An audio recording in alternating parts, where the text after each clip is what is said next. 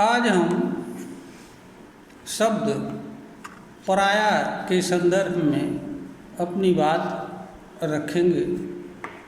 यहाँ पर हम बताना चाहते हैं कि शब्द पराया के संबंध में हम अपनी बात निम्न लिखित शीर्षकों के माध्यम से रखेंगे। पहले, पराया का संबंध, इसका अर्थ एवं आशय, इसकी आवश्यकता तथा इसके आधार पर मानव द्वारा किया जाने वाला कर्म, व्यवहार एवं धारण किया जाने वाला विचार व भाव पर अपनी बात रखेंगे। शब्द का संबंध मनुष्य से एवं मनुष्य से भिन्न चीज़ों के संदर्भ में मनुष्य द्वारा उपयोग किया जाता है। शब्द मानव निर्मित हैं, मानव के लिए, मानव के माध्यम से कार्य करते हैं। मानव इसका सृजनकर्ता होता है, उपयोग करता होता है। इनके माध्यम से मनुष्य अपनी बात रखता है, दूसरों की बात जानता है एवं इनके माध्यम से विभिन्न चीज़ों की जान व पहचान करता है और उनके संदर्भ में अपनी बात रखता है। शब्द पराया का भी यही हाल है। शब्द पराया अन्य मानव एवं अन्य मानव से संबंध रखने वाली बात, चीज़ या अन्य अनेक चीज़ों का बोध कराता है। इसके माध्यम से यह पता चल जाता है कि कौन सा मनुष्य किस परिवार वंश का है और कौन सी चीज़ किसकी है। इसका अर्थ एवं आशय। पराया का अर्थ अन्य मानव एवं अन्य मानव की बातों एवं चीज़ों से होता है। इसकी आवश्यकता मानव को क्यों पड़ती है? मानव को अनेक तरह से चीज़ों की जीवन जीने के लिए आवश्यकता होती है। अनेक तरह की चीज़ों का सृजन करना होता है, निर्माण करना होता है ताकि वह एक व्यवस्था के माध्यम से जीवन जी सके। मनुष्य को व्यक्तिगत एवं सामूहिक रूप में भी जीवन जीना होता है। इसलिए शब्दों की आवश्यकता पड़ती है।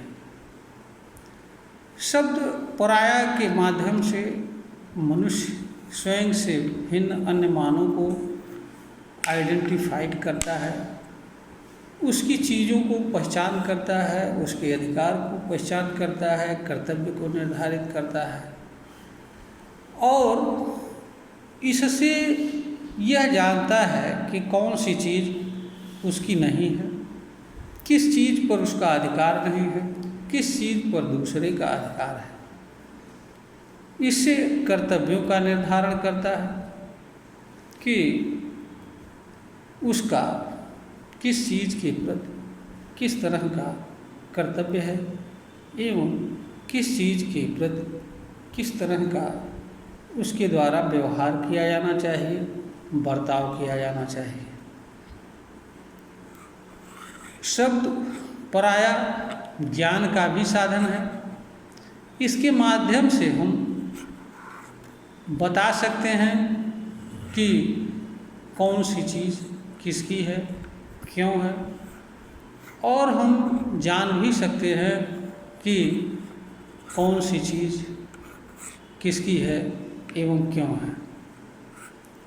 तो शब्द जो है पराया, यह हमेशा मानव जीवन में उपयोग आने वाला चीज़ है।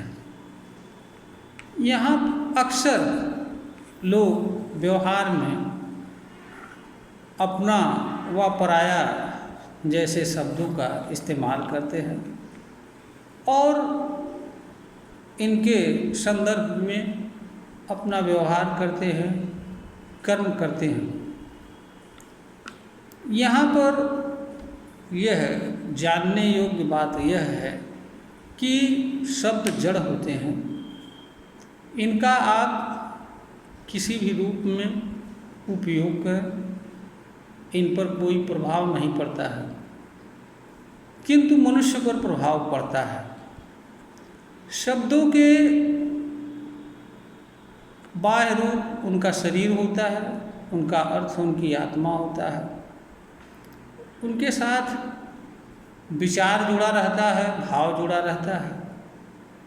शब्दों के अर्थ उनसे जुड़े विचार एवं भाव गतिशील होते हैं। जैसे ही मनुष्य शब्द के संसर्ग में आता है, वैसे ही वह उस शब्द के काया से ही नहीं जुड़ता है, अपितु वह उसके अर्थ, उसके विचार एवं भाव तथा उस संदर्भ, उस शब्द के संबंध में जो भी विचारधाराएं, मान्यताएं, क्रियाकलाप, प्रसंग या घटनाएं हैं, उनसे भी जुड़ जाता है। इन सभी चीज़ों का मनुष्य के ऊपर प्रभाव पड़ता है। इसका कारण यह होता है कि मनुष्य चेतनशील प्राणी होता है। जो भी चीज़ किसी भी रूप में एवं किसी भी माध्यम से उसके संपर्क में आती है, उस चीज़ का प्रभाव मनुष्य पर पड़ता है। इसलिए मनुष्य के लिए यह आवश्यक होता है कि वह हर चीज़ का सावधानी से, सतर्कता से उपयोग करे तथा ऐसी चीज़ें जिनका वह उपयोग नहीं कर रहा होता है या जिनका वह उपयोग नहीं करना चाहता है और वह चीज़ें उसकी इच्छा के बिना उसके संपर्क में आती हैं और उस पर नियंत्रण उसका नहीं होता है, वहाँ पर मानव के लिए यह आवश्यक होता है कि वह किस चीज़ को स्वीकार करे, किस चीज़ को न स्वीकार करे और जिस चीज़ को स्वीकार करे उस चीज़ से जुड़े तथा जिस चीज़ को न स्वीकार करे उस चीज़ से स्वयं को विरत रखे।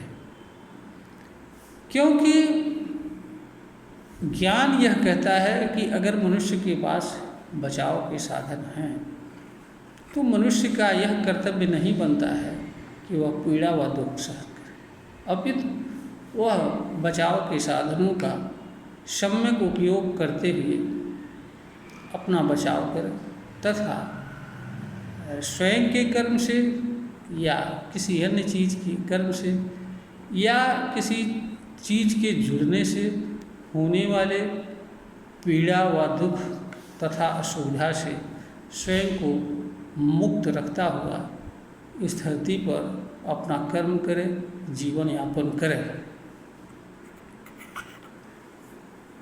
पराया अर्थात अन्य मानव एवं अन्य मानव से संबंध रखने वाली चीज़ों के संदर्भ में मनुष्य द्वारा किस तरह का व्यवहार किया जाना चाहिए, किस तरह का कर्म किया जाना चाहिए और किस तरह का विचार व भाव रखा जाना चाहिए, हम इस पर भी अपनी बात रखेंगे। यहाँ पर ध्यान देने योग्य बात यह है कि मानव एक चेतनशील प्राणी होता है।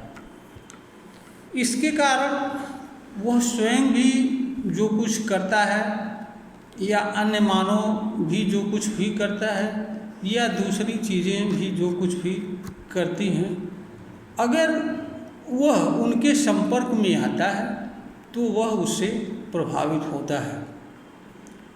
इसलिए मनुष्य का यह कर्तव्य होता है कि वह चाहे स्वयं की चीज़ हो या किसी अन्य की चीज़ हो, या वह स्वयं हो या कोई अन्य मानव हो, या वह स्वयं कर्म कर रहा हो या कोई अन्य मानव कर्म कर रहा हो, या कोई अन्य चीज़ कोई कर्म कर रही हो, उसके लिए यह देखना व जानना तथा समझना आवश्यक होता है कि स्वयं के व्यवहार से या दूसरों के व्यवहार से या मानव से भिन्न चीज़ों के व्यवहार से उसके ऊपर प्रभाव क्या पड़ रहा है।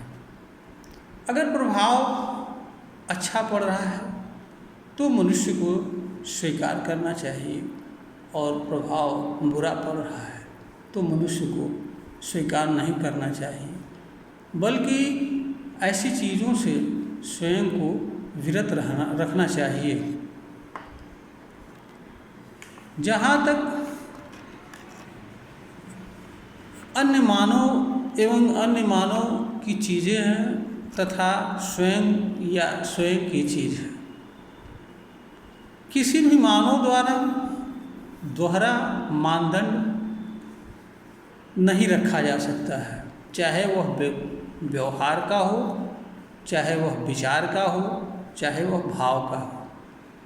इसका कारण यह होता है कि अगर हम स्वयं के संदर्भ में एवं अन्य मानव के संदर्भ में अलग अलग व्यवहार का मानदंड रखते हैं तो उसका सर्वप्रथम बुरा प्रभाव हमारे ऊपर पड़ता है। हमारे भीतर दोहरे चरित्र का उदय होता है और हमें अन्य मानव एवं स्वयं के साथ दो रूपों में व्यवहार करना होता है, जिसे दोहरा चरित्र कहा जाता है। इस दोहरे चरित्र के जीवन में मनुष्य को हमेशा दो रूपों में जीवन जीना होता है, और इन दो रूपों में जीवन जीता हुआ मनुष्य हमेशा असहज अवस्था में रहता है और वह अपना सामान्य जीवन जीने की क्षमता को खो देता है। यही हाल दूसरा जो प्रभाव पड़ता है मनुष्य के भीतर, दूसरों के प्रति उपेक्षा का भाव जागृत होता है। जब वह यह समझता है कि वह दूसरा है, उसे हमें क्या लेना देना है, वह जैसा भी करे, हम जैसा भी करें उसके साथ, उससे क्या लेना देना। यहाँ पर यह ध्यान देना आवश्यक है कि हम जो कुछ भी करते हैं या दूसरा जो कुछ भी करता है, हर चीज़ की क्रिया और प्रतिक्रिया होती है। अगर हम किसी अन्य के साथ जिस तरह का व्यवहार करते हैं, सामान्य अवस्था में उसी तरह का व्यवहार वो भी करता है। अगर हम किसी व्यक्ति को पराया समझ करके उसके अनुसार भेदभावपूर्ण व्यवहार करते हैं या अपने लिए अलग व्यवहार का मानदंड रखते हैं, दूसरे के लिए अलग व्यवहार का मानदंड रखते हैं, तो दूसरे लोग भी प्रतिक्रिया स्वरूप सामान्य रूप से हमारे साथ वैसा ही व्यवहार करते हैं। अगर ऐसी अवस्था में हमें स्वयं के भी व्यवहार से पीड़ा होती है, दूसरों के व्यवहार से भी पीड़ा होती है। किसी भी मनुष्य के लिए यह किसी भी दृष्टि से उचित नहीं हो सकता है कि वह कोई ऐसा व्यवहार करे, कर्म करे जिससे उसे स्वयं को भी पीड़ा हो, और उस व्यवहार के प्रतिक्रिया स्वरूप दूसरों द्वारा जो व्यवहार व कर्म किया जाए उससे भी पीड़ा हो। यह हमारी समझ से किसी भी मनुष्य के लिए उचित नहीं हो सकता है। तो जहाँ तक शब्द पराया की बात है, पराया का अर्थ एवं आशय अन्य मानव एवं चीज़ों की पहचान कराना है। उसका आशय यह नहीं है कि मनुष्य के व्यवहार का स्वरूप अपने लिए एवं दूसरों के लिए अलग अलग हो। मनुष्य का व्यवहार और स्वरूप एक मनुष्य के नाते दूसरे मनुष्य के प्रति किया जाना चाहिए। इसमें किसी तरह का भेदभाव नहीं किया जाना चाहिए। यही हाल चीज़ों के प्रति भी होना चाहिए। कोई चीज़ चाहे स्वयं की हो या दूसरे की चीज़ हो, उसके साथ हमें एक समान व्यवहार करना चाहिए। अगर आवश्यकता पड़ती है, हमें उसके साथ उपेक्षा या पूर्ण व्यवहार नहीं करना चाहिए या कोई ऐसा व्यवहार नहीं करना चाहिए जिससे कि दूसरे की चीज़ का क्षरण हो, नुकसान हो, क्षति पहुँचे, क्योंकि इससे हमें फ़ायदा नहीं होता है, दूसरे का नुकसान होता है। और तीसरा, हम जो कुछ भी करते हैं उसका भी हमारे ऊपर प्रभाव पड़ता है। हम किसी भी अवस्था में स्वयं के कर्म के प्रभाव एवं परिणाम से बचने की क्षमता नहीं रखते हैं। इसलिए हमारे लिए उचित यही होता है कि हम जो कुछ भी करें, चाहे वह स्वयं के लिए हो या स्वयं की चीज़ के लिए हो या दूसरों की चीज़ के लिए हो, उस कर्म के कारण, हम अपने ही कर्म के कारण स्वयं पीड़ा व दुख के भागी न बने। जब हम पराया समझते हैं तो हमारे भीतर उपेक्षा का भी भाव जागृत होता है। और कभी कभी ये स्थिति आती है कि हम किसी अन्य मनुष्य की चीज़ की रक्षा करने में समर्थ हैं और कर सकते हैं। इस उपेक्षा भाव से हम अपने इस कर्तव्य का निर्वहन नहीं करते हैं और हम उस चीज़ को नष्ट हो जाने देते हैं। यह भी मनुष्य एवं मानवता के विरुद्ध है, मानवीय कर्तव्यों के विरुद्ध है। अगर हम किसी चीज़ की रक्षा कर सकते हैं, सुरक्षा कर सकते हैं, उससे हमारा कोई नुकसान नहीं है, तो हमें ऐसा करना चाहिए। हर चीज़ें, क्योंकि एक मनुष्य स्वाभाविक रूप से दूसरे मनुष्य की रक्षा के लिए तत्पर होता है। उदाहरण स्वरूप, अगर कोई एक व्यक्ति रोड पर गिरता है तो देखने वाला व्यक्ति उसे उठाने के लिए तत्पर हो जाता है। यानी मानव के अंदर जो चेतना होती है वह हमेशा रक्षा के प्रति रहती है, वह किसी के प्रति विनाश का आशय नहीं रखती है। और मानव को छोड़ करके अनंत में जितनी भी चीज़ें हैं वह सभी चीज़ें दूसरों के चीज़ों के प्रति अपना व्यवहार एक समान रखती हैं। यह बात मनुष्य पर भी लागू होती है। मनुष्य को भी, चाहे अन्य मनुष्य हो या अन्य मनुष्य की चीज़ हो, सबके साथ, अपने साथ और सबके साथ एक समान व्यवहार का मानदंड रखना चाहिए और उसके अनुसार कर्म करना चाहिए। अब हम आते हैं किस तरह का दूसरों एवं दूसरे की चीज़ों के प्रति किस तरह का विचार व भाव मनुष्य को रखना चाहिए। क्या अलग अलग विचार और भाव रखना उचित होगा? उत्तर है नहीं। स्वयं के प्रति एवं अन्य मानव के प्रति अपने भीतर अलग अलग विचार व भाव रखने से हमारे भीतर डबल चरित्र का निर्माण होता है और दोहरा चरित्र हमारे लिए ही नुकसानदायक होता है। इससे हमारे अंदर ईर्ष्या, द्वेष, बुरा भाव जन्म लेते हैं, जिसका शिकार मनुष्य को होना पड़ता है।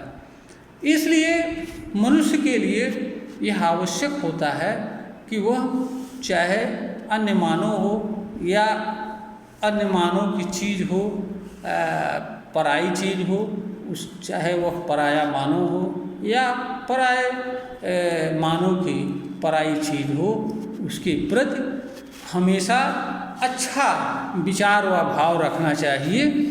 उसके लिए अच्छा कामना करनी चाहिए, उसकी सुरक्षा के प्रति तैयार रहना चाहिए, तत्पर रहना चाहिए। कभी भी उसके नष्ट होने के बारे में या उसे नष्ट पहुंचाने के बारे में नहीं विचार करना चाहिए, न इस तरह का भाव रखना चाहिए।